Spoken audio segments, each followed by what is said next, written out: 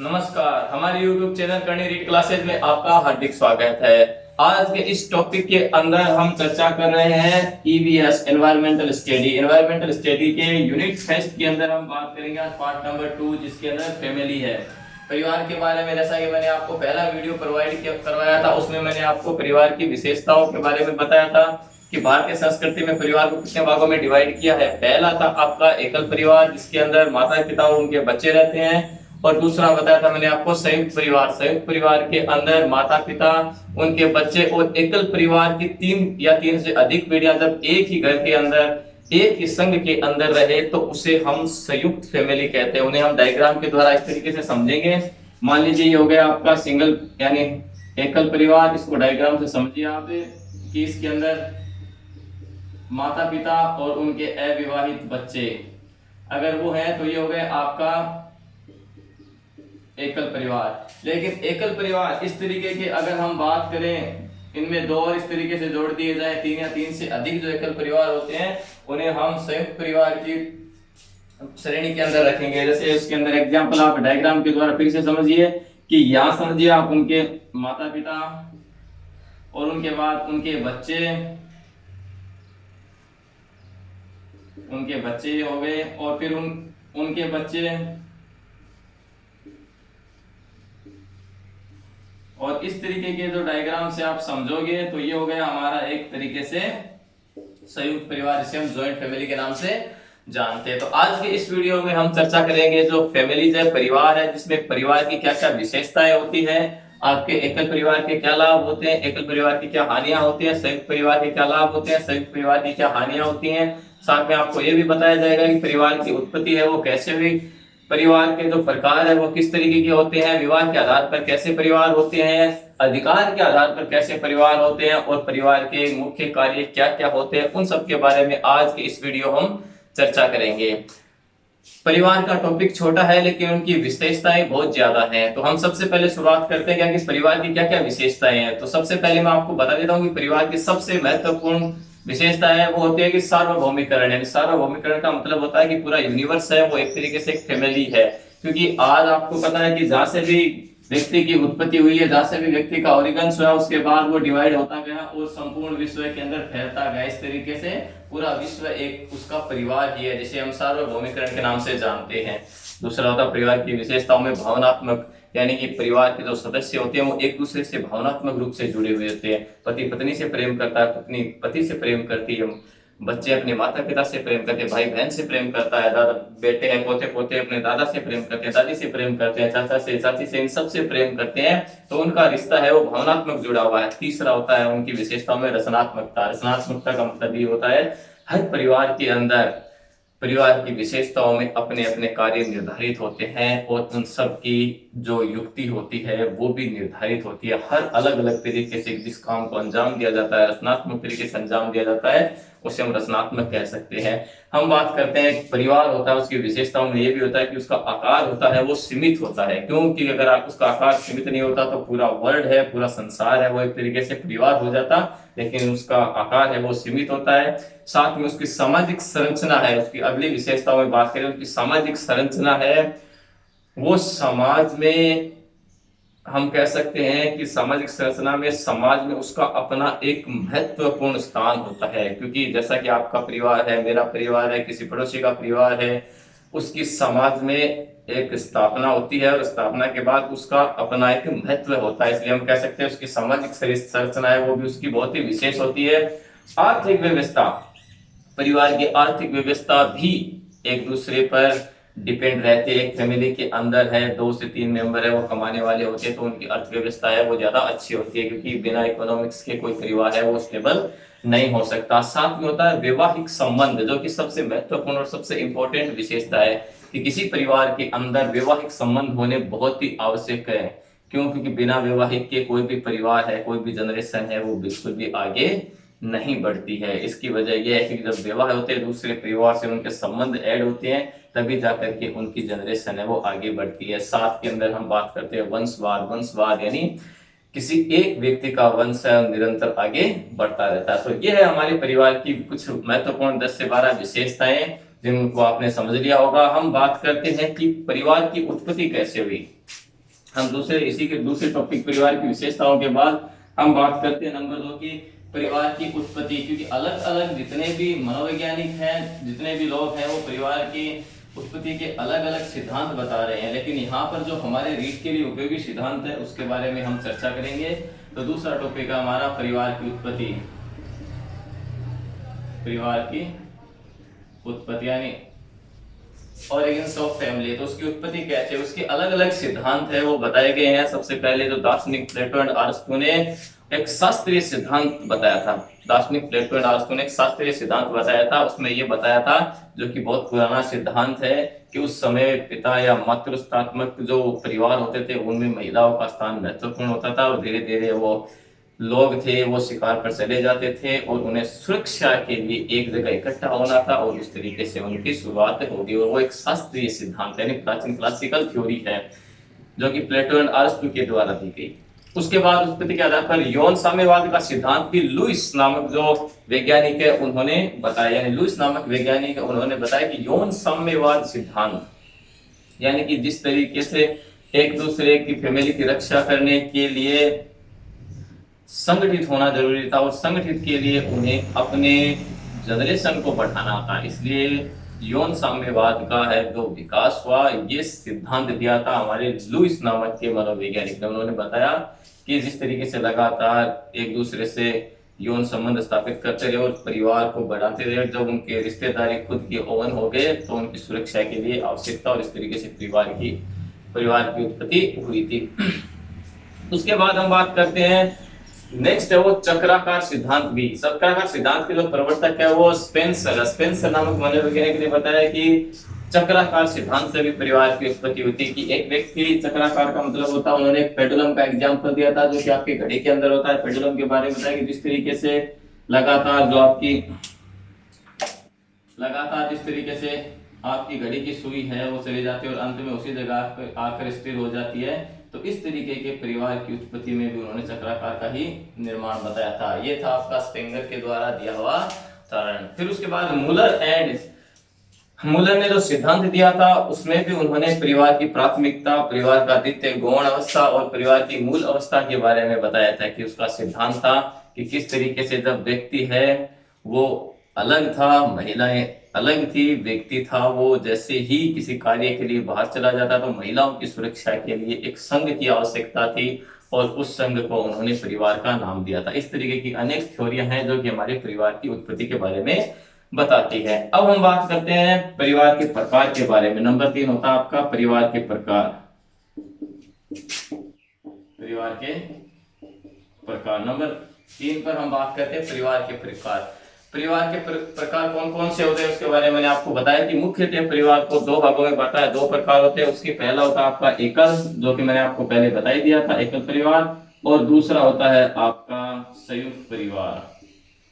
संयुक्त परिवार, एकल परिवार के बारे में हमारे दो यानी मियां बीवी 2 और उनके 2 बच्चे, अविवाहित बच्चे। और संयुक्त परिवार के अंदर हम बात करें तो संयुक्त परिवार के अंदर जो एकल परिवार की 3 से अधिक पीढ़ियां जब एक साथ रहती हो, 3 से अधिक परिवार जब एक साथ रहते हो तो आपका संयुक्त परिवार कहलाता है। अब बात करते हैं हम नेक्स्ट कि विवाह के आधार पर परिवार को जो डिवाइड किया गया उसके बारे में मैं बताता हूँ। ये जो सबसे इंपॉर्टेंट है, विवाह के आधार पर किस तरीके से परिवार को डिवाइड किया गया। विवाह के आधार पर परिवार को 2 भाग में डिवाइड किया गया। ये जो सबसे इंपॉर्टेंट चीज है उसके बारे में आप जानिए। ये शायद आपको ये पता नहीं होगा, जब आप इसको देखोगे तो आपको समझ में आ जाएगा कि वो कभी कभी ऐसा भी होता है क्या कि विवाह के आधार पर देखिए, विवाह के आधार पर परिवार के प्रकार। विवाह के आधार पर परिवार का प्रकार पहला है एक विवाह है परिवार। ध्यान से देखिए, पहला है आपका एक विवाह है प्रकार, दूसरा है बहु विवाही परिवार। एक विवाही परिवार और दूसरा आपका बहुविवाही परिवार। अब दोनों में भी मैं आपको फर्क बता देता हूं कि विवाह के आधार पर परिवार को 2 भागों में डिवाइड किया है, एक विवाह परिवार दूसरा आपका बहुविवाही परिवार, इसका मतलब एक विवाह परिवार का मतलब होता है एक पुरुष से एक महिला की जब शादी होती है और वो आजीवन चलती रहती है, उसे हम एक विवाही परिवार कह सकते हैं, जो कि आजकल सर्वाधिक प्रचलन में, यानी एक पुरुष की शादी है वो एक महिला से होती है जो लाइफ टाइम चलती रहती है, उसे हम एक विवाही परिवार के नाम से भी जानते हैं। लेकिन बहुविवाही परिवार को भी हमने दो भागों में डिवाइड करते हैं। बहुविवाही परिवार को दो भागों में डिवाइड करते हैं, जिसमें एक होता है आपका बहुपत्निक परिवार, दूसरा होता बहुपति परिवार। शायद आपको पता नहीं होगा, सुनने में कुछ अजीब लगेगा, लेकिन बहुपत्नी परिवार और बहुपति परिवार, इसको भी दो भागों में डिवाइड करेंगे। बहुपत्नी परिवार,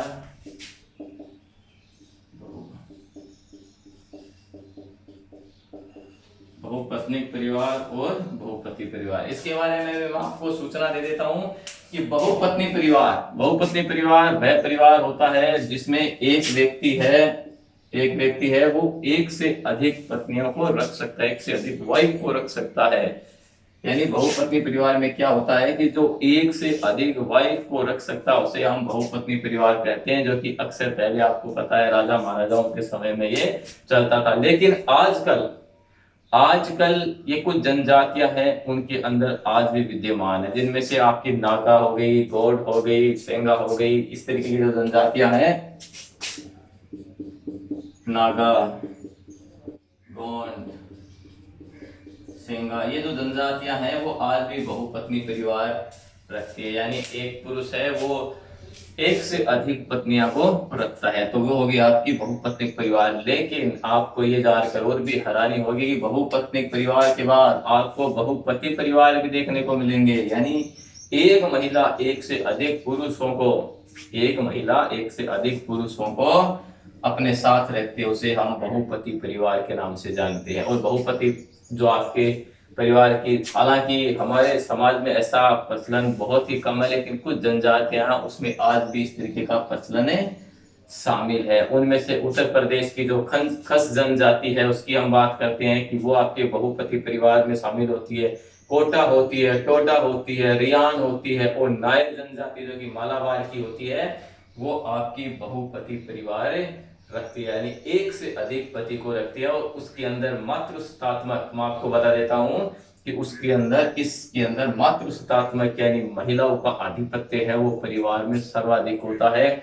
संपत्ति के आधार पर भी, यानी संपत्ति का जो अधिकार होता है उस पर भी महिलाओं का आधिपत्य होता है। धार्मिक कार्यक्रम में भी उनका होता है, राजनीतिक क्षेत्र में भी, हालांकि राजनीतिक क्षेत्र में नहीं होता, लेकिन फिर भी अगर कोई हो तो उसमें जो निर्णय लेते हैं, निर्णय की क्षमता होती है वो आपके इन जनजातियों में, नायर जनजाति हो गई, आपकी खस जनजाति जो उत्तर प्रदेश की है, कोटा हो गई, टोडा हो गई, रियन हो गई, ये जनजातियां हैं। उनके अंदर आज भी रियन जनजाति आपके दक्षिण भारत की जनजाति है, उसमें ये प्रथा पाई जाती है।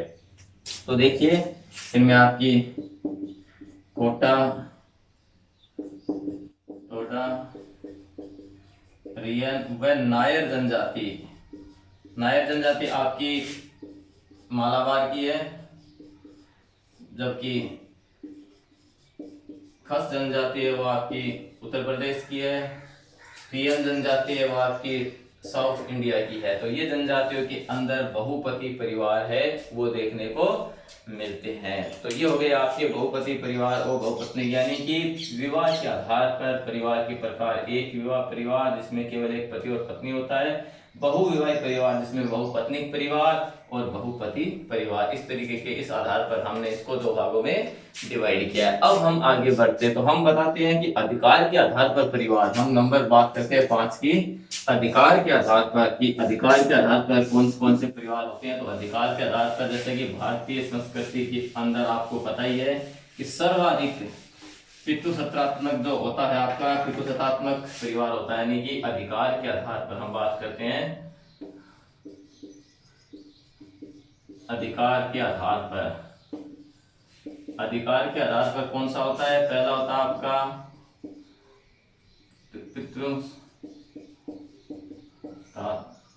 पितृसत्तात्मक और दूसरा होता है आपका मातृसत्तात्मक परिवार।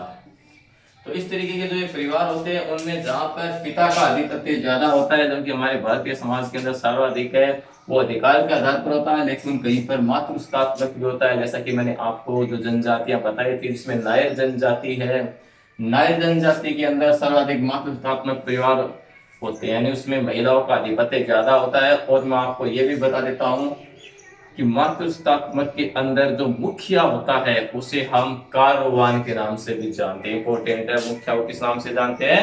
कार्व नाम के नाम से भी जानते हैं। तो ये वही जनजातियां आपकी खस जनजाति हो गई, नायर जनजाति हो गई, टोडा जनजाति हो गई, ये सब जनजातियां होती हैं, उसमें मातृत्वात्मक का आधार है। तो ये पांचवा है कि अधिकार के आधार पर परिवार। अब नेक्स्ट हम बात करते हैं कि संयुक्त परिवार के क्या लाभ होते हैं और क्या हानियां होती है। तो संयुक्त परिवार के लाभ के बारे में बता देता है कि संयुक्त परिवार के अंदर बहुत सारे लाभ होते हैं। जितने लाभ होते हैं उतनी हानियां भी इसके अंदर निश्चित है। संयुक्त परिवार के अंदर जो लाभ की हम बात करें तो पालन पोषण, सबसे पहले बात करते हैं पालन पोषण की। संयुक्त परिवार के अंदर व्यक्ति का पालन पोषण है वो बहुत अच्छे से हो जाता है। उसका जो दूसरा महत्वपूर्ण टॉपिक है वो है कि सामाजिकरण, यानी व्यक्ति का सामाजिकरण है वो बहुत ही शानदार होता है संयुक्त परिवार के अंदर। क्यों? क्योंकि संयुक्त परिवार बड़ा परिवार होता है, उसमें जो सामाजिक गतिविधियां ज्यादा होती है। जब सामाजिक गतिविधियां ज्यादा आती है तो उसका सामाजिकरण है वो बहुत अच्छे से होता है। धन का सही उपयोग भी आपका संयुक्त परिवार के लाभ में एक होता है कि धन का सही उपयोग, जब अलग अलग भागों में जब लोग अलग अलग हो जाएंगे तो धन का उपयोग भी अलग अलग होगा, सब कुछ अलग अलग होगा। लेकिन जब एक परिवार में जो धन का उपयोग है वो सीमित हो जाएगा। साथ में हम बात करते हैं कि संयुक्त परिवार के लाभ के अंदर श्रम विभाजन हो जाता है। क्यों? क्योंकि जैसे ही पूरा परिवार होता है किसी कार्य को करता है तो वो सारे एक साथ मिलकर करते हैं, इसलिए श्रम विभाजन हो जाता है। मान लीजिए खेत के अंदर फसल आ गई है, मान लीजिए गुआर बढ़ गया है, गुआर ने अगर अपन उपाड़ दो तो एक अगर 10 बीघा की एक जनो 1 किलो लावणी करे और एक अगर 10 बीघा की 20 जना लावणी करे देना, फर्क तो हम स्पष्ट अपना आप ही दिख जाएगा। तो श्रम विभाजन भी साथ में हो। साथ ही अगर हम बात करें तो संस्कार भी है वो संयुक्त परिवार में बहुत अच्छे होते हैं। संस्कार, क्योंकि हर व्यक्ति से बच्चा कुछ न कुछ सीखता रहता है, इसलिए संस्कार है वो बड़े हो जाते हैं। अनुशासन की पालना भी संयुक्त परिवार में होती है। आज दादाजी को सम्मान देना, दादी को सम्मान देना, दूसरों को रेस्पेक्ट देना, ये सब हम संयुक्त परिवार में सीखते हैं। हमारी संस्कृति की रक्षा भी संयुक्त परिवार में ही होती है, क्योंकि हर पर्व को बहुत अच्छे से सेलिब्रेशन है वो संयुक्त परिवार के अंदर किया जाता है। तो इस तरीके से ये बहुत सारे इस तरीके से लाभ हैं संयुक्त परिवार के, लेकिन लाभ के साथ साथ संयुक्त परिवार की कुछ हानियां भी है। और वो हानि ये है कि वहां पर सबसे पहले अनुशासन अकुशलता होती है, यानी कि संयुक्त परिवार के अंदर अकुशलता होती है। अगर एक व्यक्ति कुशल व्यक्ति है, अच्छा व्यक्ति, अगर वो अपने करियर को आगे बढ़ाना चाहता है तो कई बार परिवार की समस्याएं हैं वो आड़े आ जाती है और वो अपने करियर को आगे नहीं बढ़ा सकता। ठीक उसी तरीके से व्यक्तित्व विकास में भी वो बाधक होता है। अगर अपने पर्सनल व्यक्तित्व यानी अगर खुद के बारे में वो लगातार निरंतर प्रयत्न करता रहता है तो निश्चित तौर पर वो आगे जाता है। लेकिन संयुक्त परिवार की कुछ ऐसी दिक्कतें आ जाती है जिससे वो खुल के अलग नहीं हो सकता, अपने विचार नहीं रख सकता और व्यक्तित्व विकास की कमी हो जाती है। द्वेष कलह, एक बड़े परिवार का जो सबसे अहम और सबसे मुख्य समस्या होती है द्वेष एंड कलह, यानी हर दिन वहां पर लड़ाई झगड़ा होता है, द्वेष होती है, कलह होती है, इसलिए उसका माइंड है वो डाइवर्ट हो जाता है और वो अपने किसी लक्ष्य के ऊपर अपने ध्यान को नहीं लगा पाता है। द्वेष कलह सबसे ज्यादा चलती है। साथ में एक बड़े परिवार में स्त्रियों की भी दुर्दशा होती है, ये भी अहम पॉइंट है। क्यों? क्योंकि पूरे परिवार का जो काम है, पूरे परिवार की जिम्मेदारी है, पूरे घर की जिम्मेदारी है, वो अक्सर महिलाओं पर होती है, तो महिलाओं की वहां पर दुर्दशा भी निश्चित है। सामाजिक समस्याएं भी बहुत सारी आती है, बहुत सारी समस्याएं और भी होती हैं और उन सबसे महत्वपूर्ण मुखिया का प्रभाव भी उस पूरे परिवार पर रहता है। अगर मान लीजिए किसी फैमिली के अंदर दादा मुखिया है तो उसका प्रभाव है पूरे के पूरे परिवार पर ही ठीक वैसे ही बना रहता है जैसा कि एक लीडर का बना हुआ होता है, एक किसी सेनापति का सेना पर बना हुआ होता है। उसी तरीके से तो जो दमित इच्छाएं हैं वो मन के अंदर ही दमित रह जाती हैं, इसलिए मुखिया का प्रभाव उसके ऊपर ज्यादा होता है। तो इस तरीके से हम कह सकते हैं कि परिवार की बहुत सारी विशेषताएं, प्रकार है, उत्पत्ति है, परिवार के कार्य है।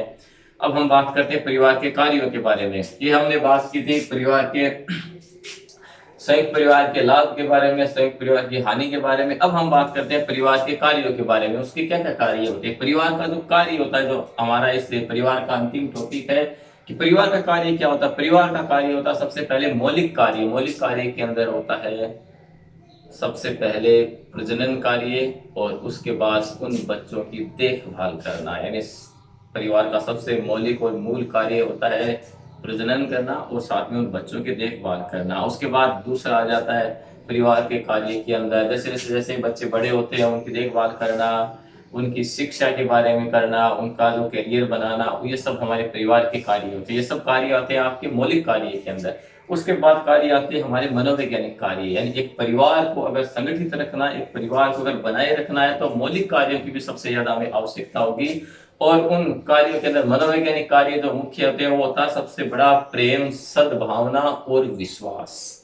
यानी कि मनोवैज्ञानिक कार्य हमें एक दूसरे से परिवार में प्रेम करना होता है, एक दूसरे के प्रति सद्भावना रखनी होती है, सकारात्मक विचार रखने होते हैं, और सबसे इंपॉर्टेंट चीज होती है हमें एक दूसरे पर विश्वास करना होता है। तब जाकर के आपका परिवार है वो संयम और सुरक्षित रहता है। हम बात करते हैं नेक्स्ट की परंपरागत कार्य। जो परंपरागत कार्य होते हैं जिसमें हम बात करते हैं रोटी, कपड़ा और मकान की। यानी कि एक परिवार का जो परंपरागत कार्य है रोटी कमाना, अपने लिए आवास का निर्माण करना और अच्छे से सुरक्षा प्रदान करना, ये परिवार का मौलिक कार्य होता है यानी परंपरागत कार्य होता है। आर्थिक कार्य भी इसी में शामिल है। एक परिवार है अर्थ के बिना, धन के बिना नहीं चल सकता, तो आर्थिक कार्य भी इसमें शामिल है। सामाजिक कार्य में सामाजिक गतिविधियों में भाग लेना, समाज में भाग लेना, समाज से दूर नहीं रह सकते आप, समाज की जितनी भी गतिविधियों में आपको शामिल होना पड़ता है, क्योंकि अगर आप सामाजिक गतिविधियों में शामिल नहीं हो सकते तो आप सामाजिक पुरुष बिल्कुल नहीं बन सकते। इसलिए परिवार का ये कार्य भी होता है। और धार्मिक कार्य होते हैं उनमें भी हमें शामिल होना होता है, इसीलिए परिवार का ये है धार्मिक कार्य। तो इस तरीके से परिवार के बहुत सारे कार्य होते हैं और परिवार के और भी बहुत सारे कार्य होते हैं और भी बहुत सारे नियम होते हैं। तो ये था हमारा परिवार का topic. Part number 2।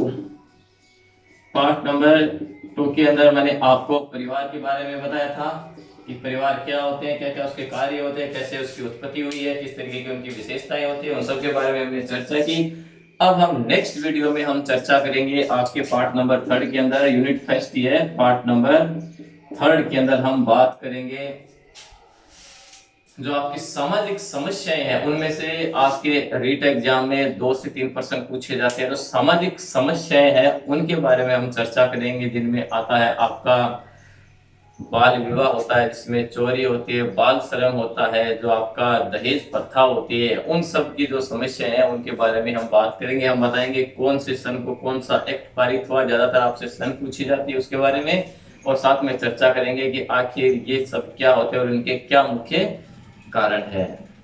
Thank you. इसी वीडियो को हम यहीं पर स्टॉप करते हैं। वीडियो पसंद आए ज्यादा से ज्यादा आप शेयर, सब्सक्राइब और लाइक करिए। Thank you. जय हिंद, जय भारत।